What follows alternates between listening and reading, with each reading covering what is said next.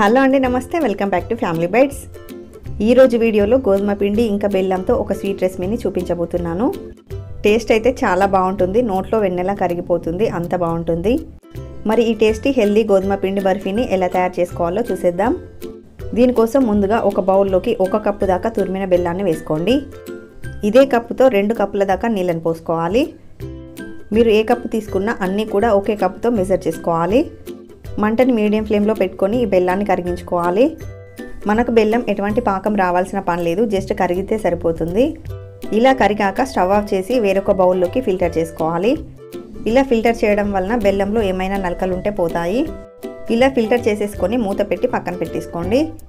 ఇప్పుడు వేరొక ప్యాన్లోకి మనం ఏ కప్పుతో అయితే బెల్లాన్ని తీసుకున్నామో అదే కప్పుతో 1/2 కప్పు దాకా నెయ్యిని వేసుకోండి.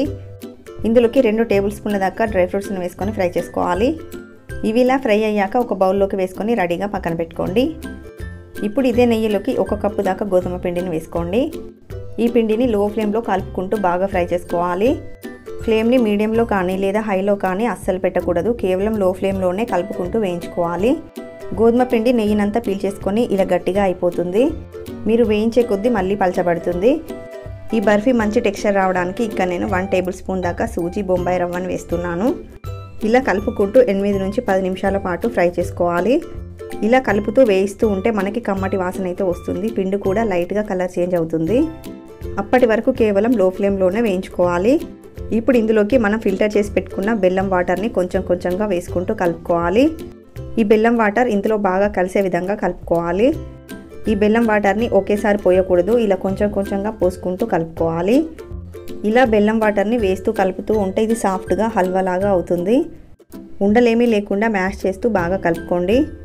ఇలా కలుపుతూ ఉంటే ఈ బెల్లం వాటర్ని అంతా కూడా పిండి పీల్చేసుకుంటుంది.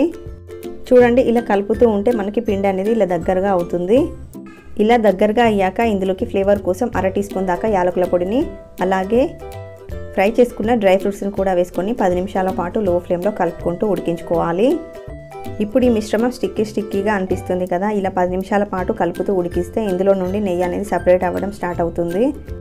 చేతికి కొంచెం నెయ్యి రాసుకొని ఈ మిశ్రమాన్ని తీసుకొని ఇలా బాల్లాగా చేసామంటే చేతికి అంటుకోకుండా వచ్చిందంటే మనకి కరెక్ట్గా వచ్చినట్లు.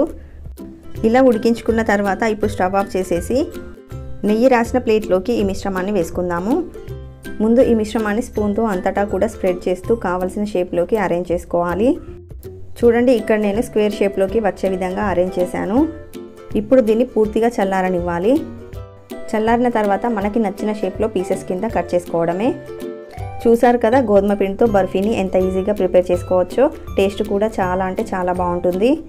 చాలా సాఫ్ట్గా నోట్లో వేసుకుంటేనే అలా కరిగిపోతుంది. మరి ఇంకెందుకు ఆలస్యం, మీరు కూడా ఈ బర్ఫీని ఈ విధంగా ఒకసారి ట్రై చేసి చూడండి. ట్రై చేసి మీకు ఎలా కుదిరింది అనేది కింద కామెంట్ సెక్షన్లో నాతో షేర్ చేసుకోండి. ఎంతో ఈజీగా టేస్టీగా ఉండే ఈ గోధుమ పిండి బర్ఫీ మీకు నచ్చితే వీడియోని లైక్ చేయండి, షేర్ చేయండి. మరిన్ని టేస్టీ రెసిపీస్ కోసం ఛానల్ని సబ్స్క్రైబ్ చేసుకోండి. Thank you for watching.